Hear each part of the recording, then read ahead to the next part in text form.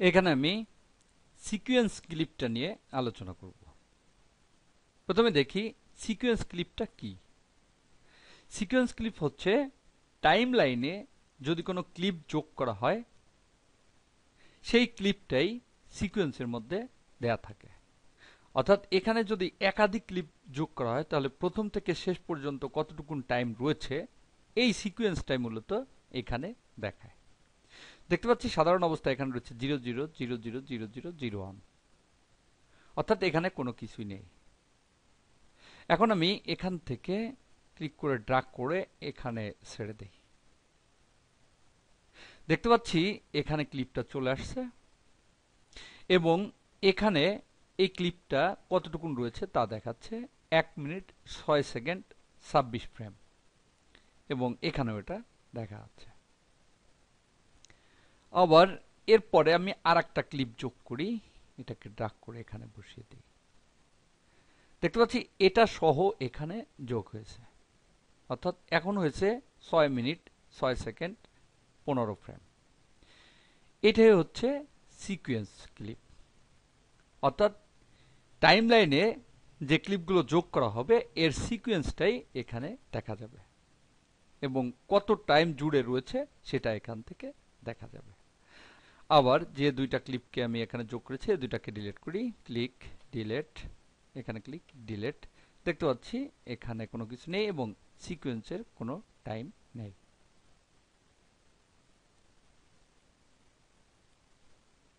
এবার আমি এখানে একটা ফোল্ডার তৈরি করব সিকোয়েন্স নামে এবং এই ক্লিপটাকে তার মধ্যে নিয়ে যাব। রুট এর উপর রাইট ক্লিক, নিউ ফোল্ডার এবং নাম দেই সিকোয়েন্স।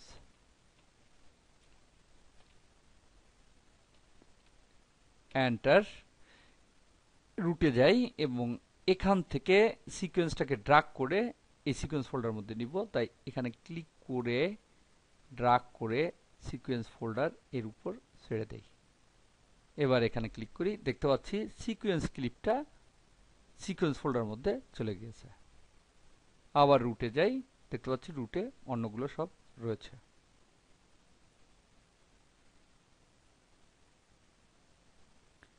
এবার এখান থেকে এই ফোল্ডার প্যানটা বাদ দেই, এখানে ক্লিক করি, ফোল্ডার প্যানটা বাদ হয়ে গেল এবং এখানে দেখতে পাচ্ছি সিকোয়েন্স ক্লিপটা নেই, এটা সিকোয়েন্স ফোল্ডার মধ্যে চলে গিয়েছে।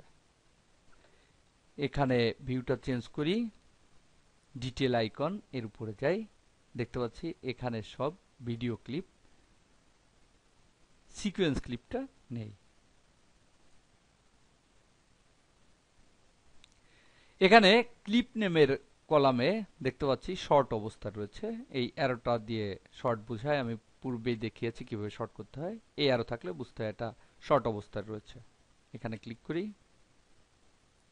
দেখতে পাচ্ছি ডিসেন্ডিং, আবার ক্লিক করি অ্যাসেন্ডিং, এভাবে শর্ট অবস্থায় রয়েছে। যদি ম্যানুয়ালি ক্লিপগুলো আমি সাজাইতে চাই তাহলে এখান থেকে ভিউটা চেঞ্জ করি, থাম্বনেইল লার্জ এটা নির্বাচন করি এবং এখান থেকে কিছু ক্লিপ আমি প্রথম দিকে নিয়ে যাব, এটাকে ক্লিক করে ড্র্যাগ করে এখানে বসাই, নিচে যাই, এটাকে ড্র্যাগ করি, এটাকে এখানে বসাই এবং এটাকেও এখানে বসাই। তিনটা ক্লিপ তিন জায়গা থেকে আমি নিয়ে আসলাম এখানে। এবার এখান থেকে ডিটেল আইকন ভিউতে যাই, দেখতে পাচ্ছি এখন আর শর্ট নেই, অর্থাৎ এখানে সেই অ্যারোটা নাই। এখানে তিনটা ক্লিপ প্রথমে চলে আসছে যেগুলো আমি প্রথমে নিয়ে এসেছি এবং এখানে শর্টের কোনো অ্যারো নাই, অর্থাৎ থাম্বনেইল ভিউতে যেভাবে আমি সেট করেছি এখানেও সেভাবে দেখা যাচ্ছে। এখান থেকে আমি ডিউরেশনের উপর ক্লিক করি, তাহলে দেখতে পাচ্ছি পুনরায় শর্ট হয়ে গিয়েছে, অর্থাৎ অ্যাসেন্ডিং হয়ে গিয়েছে। দেখতে পাচ্ছি ডিউরেশন অনুযায়ী অ্যাসেন্ডিং, অর্থাৎ সবচেয়ে ছোট ক্লিপটা প্রথমে, তারপরে একটু বড়, এভাবে আস্তে আস্তে বড়র দিকে গিয়েছে, অ্যাসেন্ডিং অবস্থায় রয়েছে।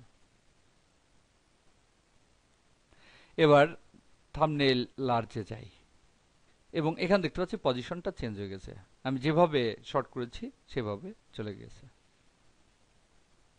অর্থাৎ ডিউরেশন অনুযায়ী এখন শর্ট দেখা যাচ্ছে, যেটা ম্যানুয়ালি করেছিলাম সেটা বাদ হয়ে গিয়েছে।